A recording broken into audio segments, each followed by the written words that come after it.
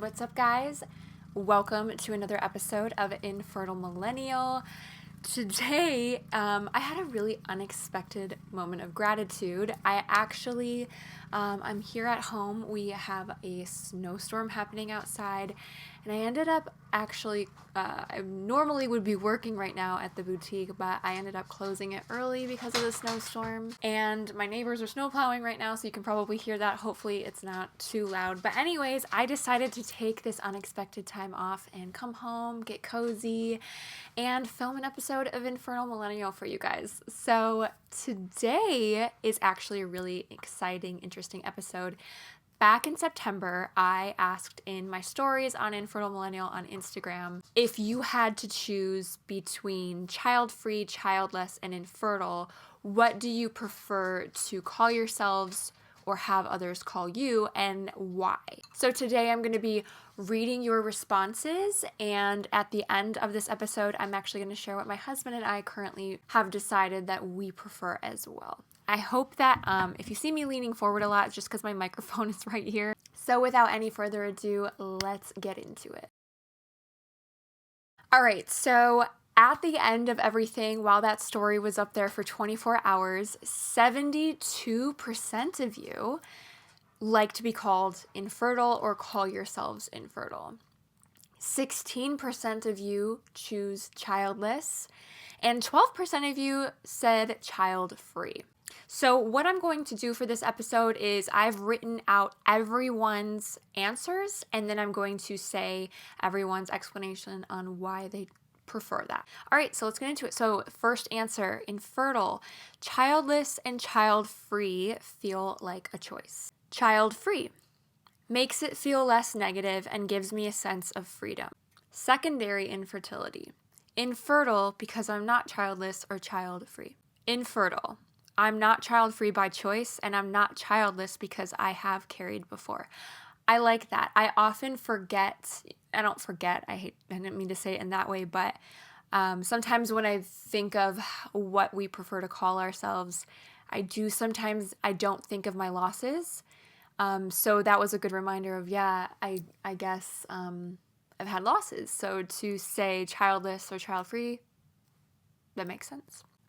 Infertile makes it known that I want children. So they're basically saying I like to be called infertile, or I say I'm infertile because it makes it known that I do want children. Infertile. I am a stepmom, but still infertile. Also never thought about that. I never, thank you for bringing that to my attention. I kind of didn't even think of the fact of, having a step parent or being a step parent. So infertile. I think it makes others feel less alone. I love that. You guys know, I like when people feel less alone. So I love that you proudly wear that. As we should. I feel like, the name of Infertile Millennial, because it's right there. It's the answer. It's a name, and it explains, what's going on. So like I proudly, I think the word infertile needs to be destigmatized. There's nothing wrong with it.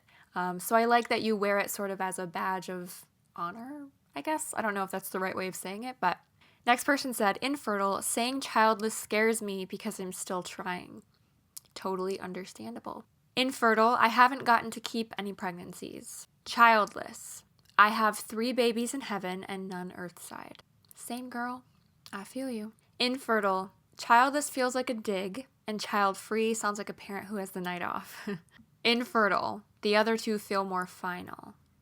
That's another, I didn't think about that looking into it. Infertile, I'd rather validate it. I love it. Yes, I love that there are people out there. And listen, it's totally fine if you don't.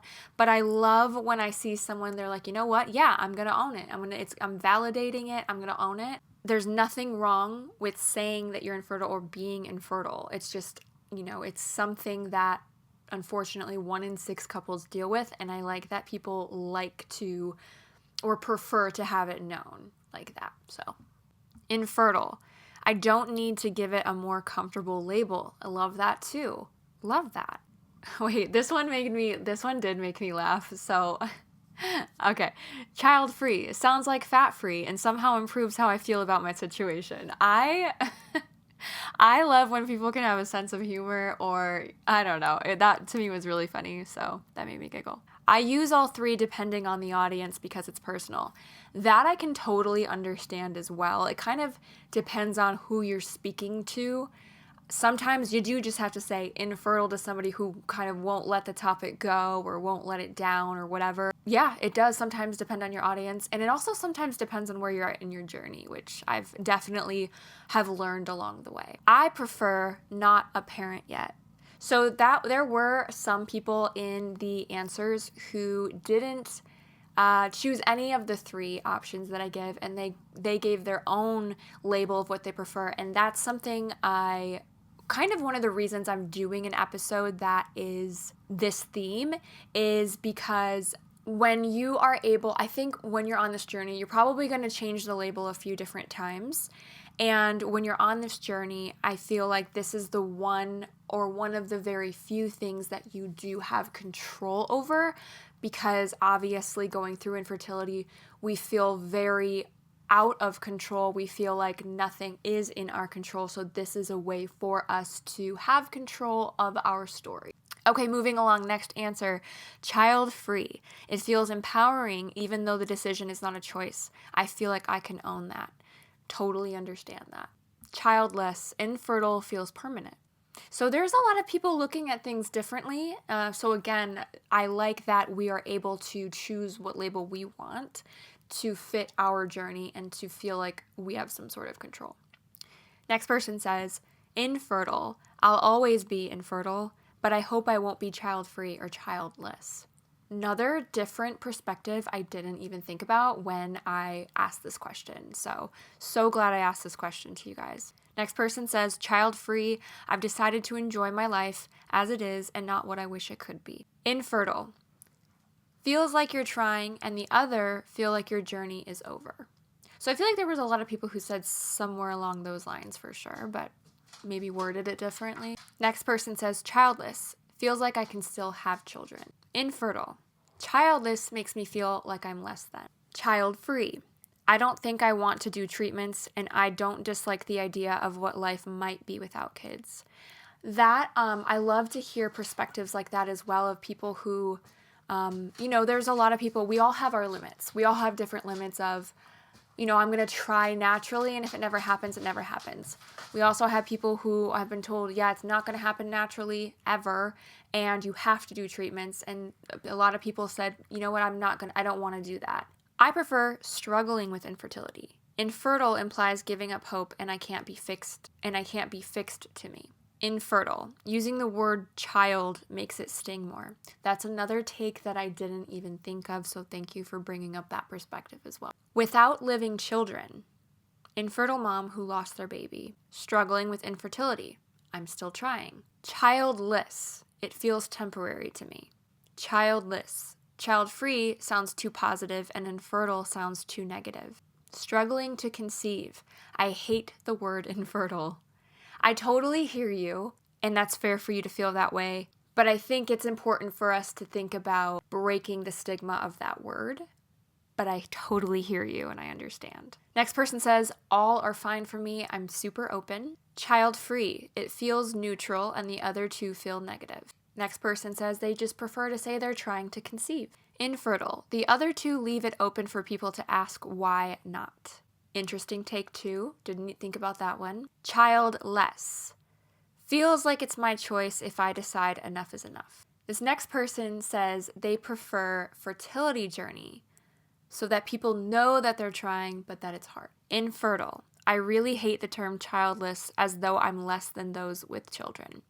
So those were some of the answers. A lot of them ended up being similar, so any one that was different from the other is what I wrote down. But as you can imagine, there were a lot of responses that were basically the same feelings, so I'm hoping that I put your answer in there. I also appreciate those who added an extra answer that I may not have put into the poll. Kind of enlightened me as well. I always love to obviously educate myself throughout the journey as I educate you as well. Let's get into what label currently my husband and I have chosen or what we feel good about on our journey. So this year we'll be marking 10 years of being on our fertility journey.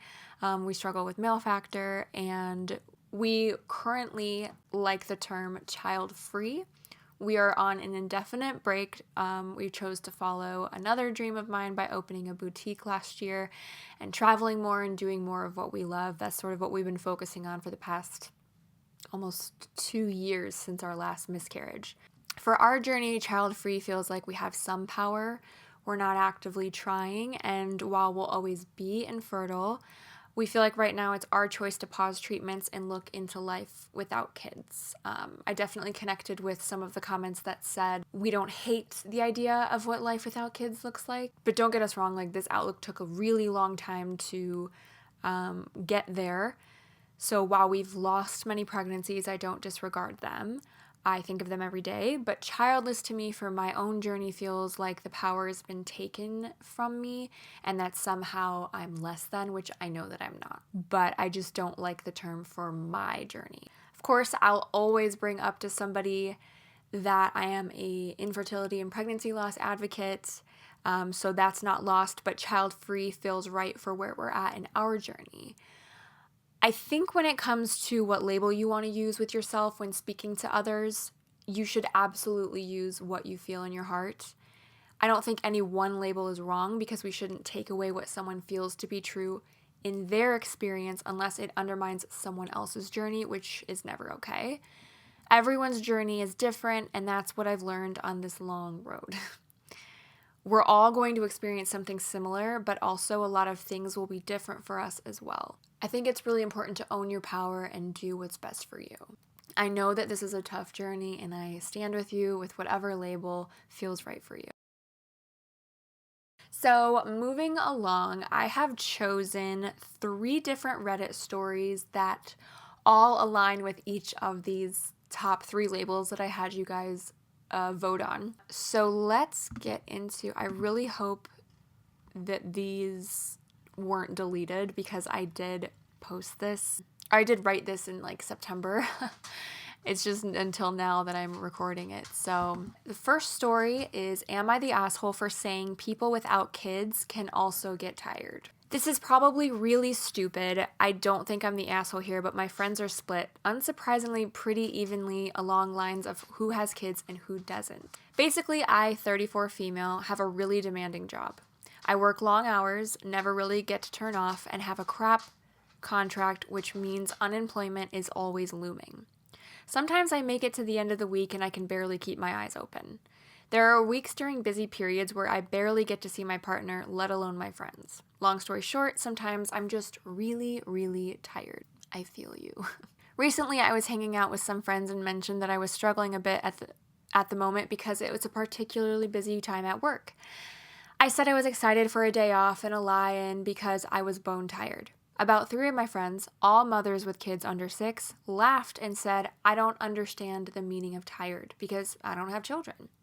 One of them said a week in my life would be like a holiday for them and that I shouldn't complain because childless people have it so easy. They just went on and on telling me how hard it is to have kids and that when I grow up and have a family, I'll realize how stupid I sound. Aren't you a ray of sunshine? So I got kind of pissed. I told them that they didn't have a monopoly on being tired and that they have no idea what my life is like. I told them that if it's so damn hard to have kids, maybe they shouldn't have kept having them. I also told them it was shitty to talk down to people who have different life choices than them. I understand being tired just fine, thank you very much, and that having kids is not something that means you deserve a freaking medal. It was awkward, people left. One of the mothers messaged me later to say I was unfair and that one day I'd understand and feel bad that I should apologize. She said she felt I was being unsympathetic to people with kids by playing down their experiences. I told her she was being patronizing as hell and to let me sleep. All the parents in our group are now texting me telling me I'm in the wrong, but all the childless ones are saying I'm not the asshole. Am I the asshole for saying I understand what real tiredness feels like, even though I don't have kids? They do an edit though. They said edit to add, just for the record, parents of Reddit, I respect you a lot for managing to survive while keeping a whole other person / set of people alive. It sounds like a lot of hard work. I'm glad most of you seem to appreciate that you probably don't get exclusive rights to Exhaustion though. Okay, so I have sorted these by top comment, so we're just going to read top comment. Top comment, not the asshole, mom here, and while I'm tired, as long as people don't talk down to me, I don't talk down to them. Parents don't have a monopoly on exhaustion. It doesn't sound like you were putting down their experiences at first, but just telling your own. It isn't a contest, and they don't have to play martyr. Yeah, they are tired, probably way more tired than before kids, but they still don't need to put down your own feelings. Not everything is about them. Next comment, not the asshole. I have a serious chronic illness that is incredibly painful at times. You know what I say when people complain to me about having a cold? I don't say, you don't know what feeling bad is. Having a cold will be a vacation compared to what I go through. I say, having a cold sucks. I hope you feel better soon, because it's not a contest. Then, next comment, not the asshole. This kind of thing, they laughed and said, I don't understand the meaning of tired because I don't have children, makes me so ragey. Parents do not have a monopoly on being tired. Students are tired. Working people are tired. People with physical or mental ailments are tired. Caregivers are tired. It is not unique to parents, and it's so incredibly obnoxious of people to act like that. For what it's worth, my husband got deployed when I had a full-time job, a 3-year-old, and a premature baby, and your friends are patronizing, and you may quote me to them. These gatekeepers who always have to have a gold medal in the misery Olympics always conveniently ignore that there are lots of people way more tired, stressed, and worried, whatever, than they are too. So to sum that story up, obviously they were voted not the asshole, and I agree.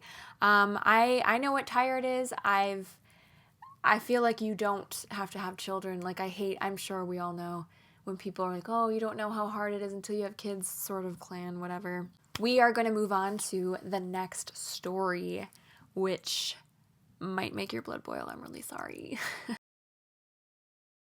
All right, next one. Would I be the asshole if I lie to people and say I'm infertile? So I'm a 27 female, recently married woman, and so while it doesn't happen too often, I get the, so when are you having children question. Stop asking people that question. So I think asking this of a woman is incredibly rude. There are a few people in my life who have struggled with fertility issues, and imagine being devastated that you can't have your own child, only to be reminded by friends, family, and strangers every time they ask when you're having kids. I don't want kids. My husband knows this and accepts it. I've mentioned it to our parents on multiple occasions. Most of my friends have known since high school. I won't get permanent contraception until I'm older, as I know there's a chance I will change my mind. But it hasn't happened yet, and odds are it won't.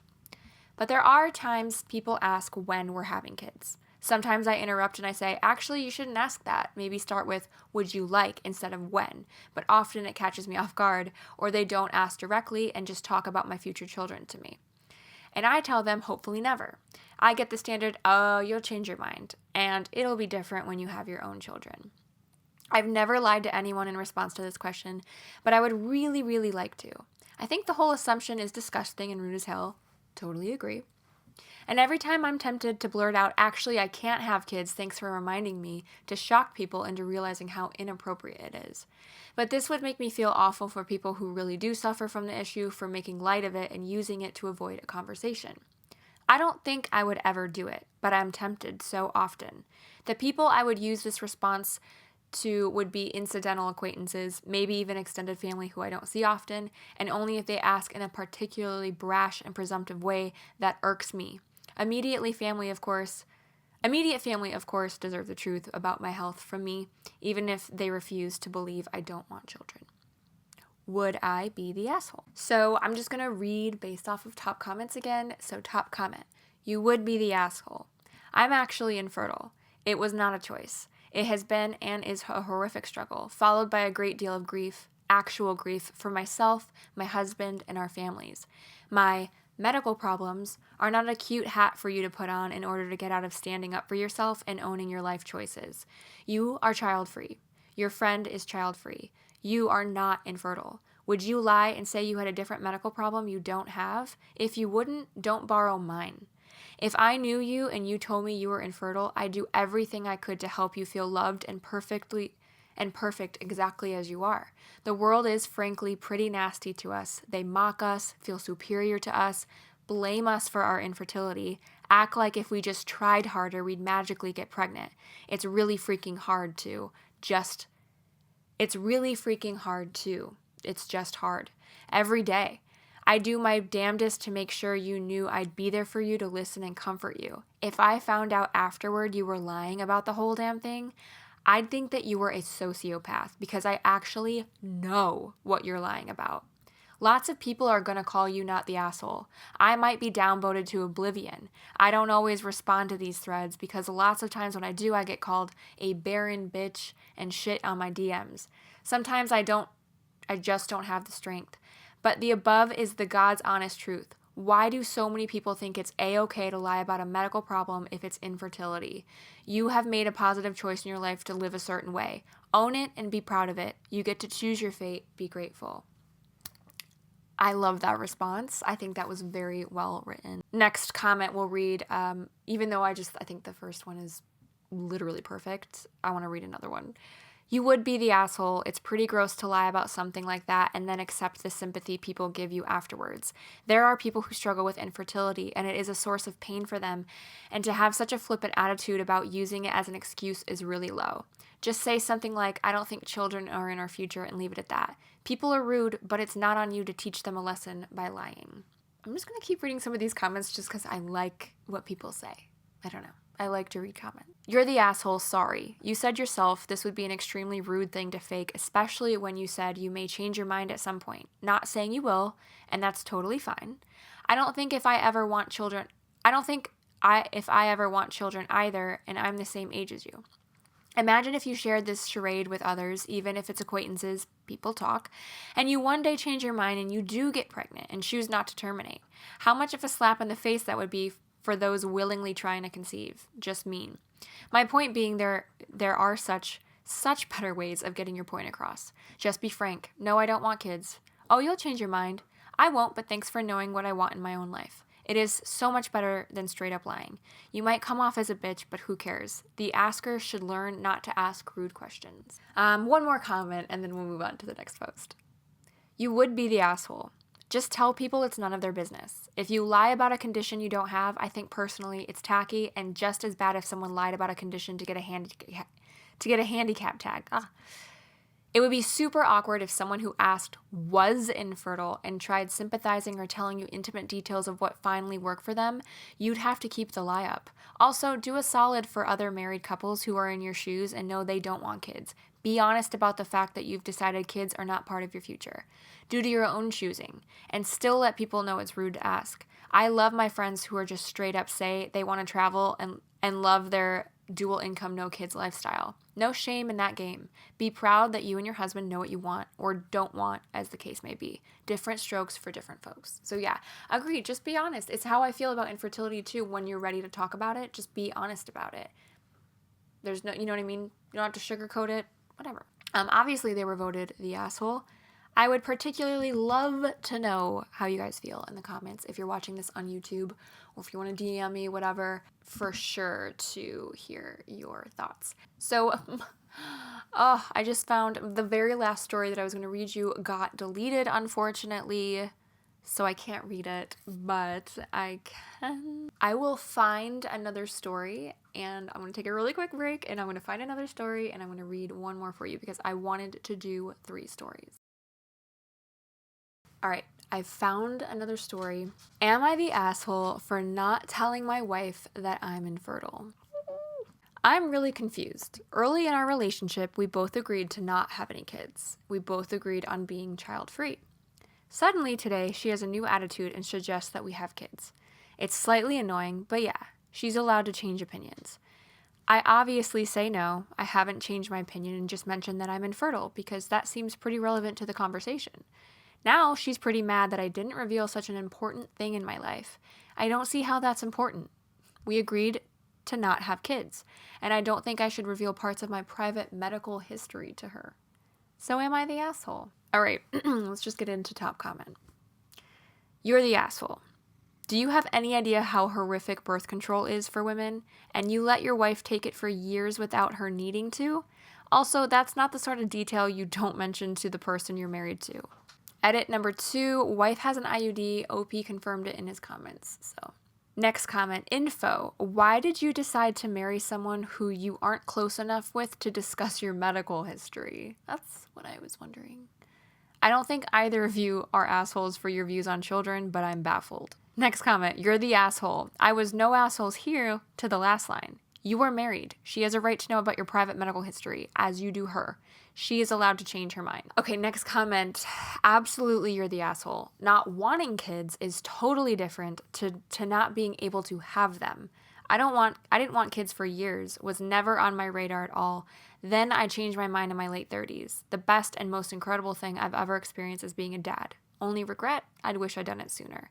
You need to totally own this. Next comment, you're the asshole. If you knew about your infertility a while ago, you should have disclosed that at some point. As you said, opinions on having children can change, and she was led to believe that kids were an option, albeit one neither of you wanted originally. Next comment, you're the asshole. Not wanting kids is perfectly fine, but you absolutely 100% need to share your medical history with your wife. This isn't necessarily about fertility, it's about your own safety and her well-being.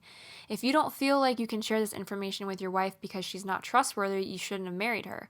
This isn't the same thing as having privacy in a marriage. You don't need to share every activity or thought, but medical issues are a must. Keeping medical issues private could literally kill you one day. So yeah, that one was a bit of a wild one. And so that, for this episode, that's it for Reddit. I wish I had the other story that got deleted. It was such a good one. It was great for when people use the wrong labels, basically. I'm so bummed. I think I can sum it up. It was a girl had a brother who called himself child-free, and he was like 16 or 17. And he said, I'm going to be child-free. I'm child-free. But not only was he child-free or saying he's child-free, he like wouldn't even interact with children, talk to them. He'd ignore them. He was rude to them. I don't know, something like that. It was an interesting one, and I'm sad that it's gone. So let's move on. So I wanted to start doing weekly advice segments. I, months and months and months ago, asked in my stories on Infertile Millennial, what is some advice that you want to hear? So I've gathered some of that, but I think I'm going to keep doing that and asking that in the stories a couple times a week, maybe once a week, I don't know. So before we get started, please know that these are my own opinions based off of my own nearly 10-year experience with infertility and pregnancy loss. I am not a licensed therapist nor a medical professional. Please take time to form your own opinions and speak with a medical professional or licensed therapist. This is just, based off of the 10-year, what I would do. Form your own opinion though. So the question is how to deal when you and your partner process grief differently or infertility differently. So number one, communication is key. Checking in with each other. Give each other room to express how they're feeling without judgment. You are going to process things differently, especially if one of you is physically experiencing things from infertility than the other. Set aside time to communicate what you're feeling each step of the process. There was a really interesting piece of advice that I won't forget that my therapist gave me because I told her, I remember thinking, I don't feel like my husband feels the same way that I do after losing a pregnancy. And what she said is, you're right, he doesn't, because we are physically experiencing and witnessing different things. My body is the body that was carrying the baby. I had it was there. I had to go through the actual physical miscarrying. So we are going to feel differently. We are going to process things a little bit differently because I'm the one who physically was going through it, feeling everything very closely tied to it. So we are going to see things a little bit differently. And that was a interesting perspective that she gave me. Find a therapist that you like. Get individual therapy and couples therapy. I found this really helpful through my fertility treatments. I wish I had started it sooner. I didn't start getting therapy until after our second round of IVF or embryo transfer and after our first miscarriage. I think it was about 6 or 7 months later. And then I was in therapy through my entire third IVF cycle, my ectopic, and then my natural pregnancy that ended in miscarriage. And then a year later, so I stayed in therapy. I was in therapy for about 3 years-ish straight. And that was one of the best things I ever did. I think without it, I wouldn't even be here right now, able to be doing this. It really helped me. And then on top of that, my husband and I also did couples therapy for a month or two just to learn how to communicate better and check in with each other better. That's sort of what we did, is we wanted to learn how to communicate with each other better when it comes to processing our own emotions. So that was really helpful. I've learned a lot about expectations through my fertility journey as well. Again, I think it just comes with experience. I used to have expectations for how I felt my partner should feel, and that we should both be feeling the same emotions through each step, but that's just like not realistic. We all process grief on our own time. Some of us experience grief very differently emotionally. The more we focus on expectations of others, we often are left with unmet expectations. So I started focusing more on setting intentions rather than expectations. So a good example of that would be when we had our first miscarriage, I felt like my husband wasn't as emotional or upset as I was, and that we weren't experiencing the same thing. In retrospect, how could we be? We were experiencing different things. Yes, we both were emotional, but I was physically experiencing something different and seeing different changes with my body. We were never going to feel the same in the same timeline. Moving forward, I started setting intentions, especially with our next losses. So my intentions would be, I'm going to give myself grace and my husband grace because this is really hard to navigate.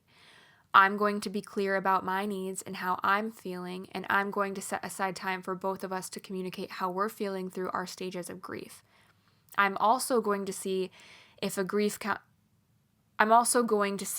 counselor to properly process my own grief, because my grief is mine to process. So his grief is not my responsibility. My grief is not his responsibility.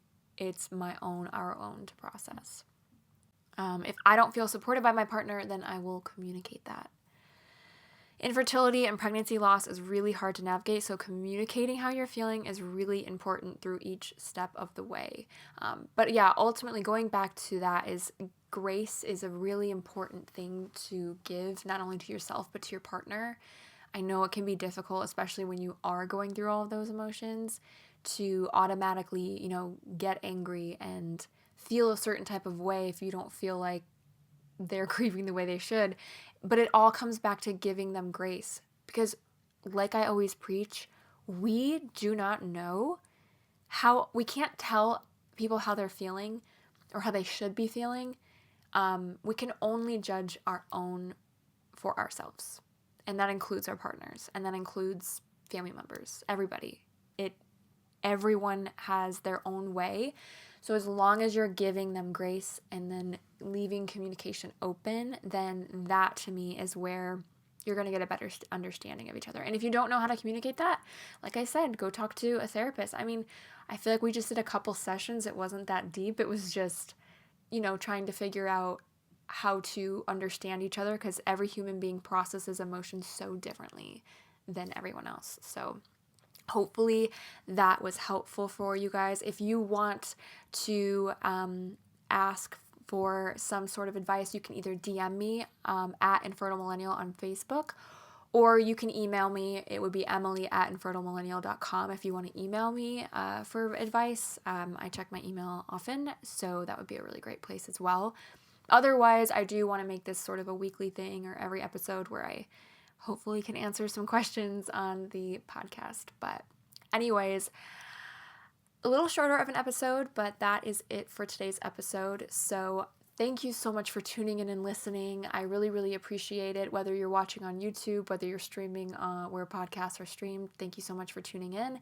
And whether you're struggling with infertility and pregnancy loss, or you know someone, I hope that you share this with somebody who could use it, who might feel more supported or educated through this.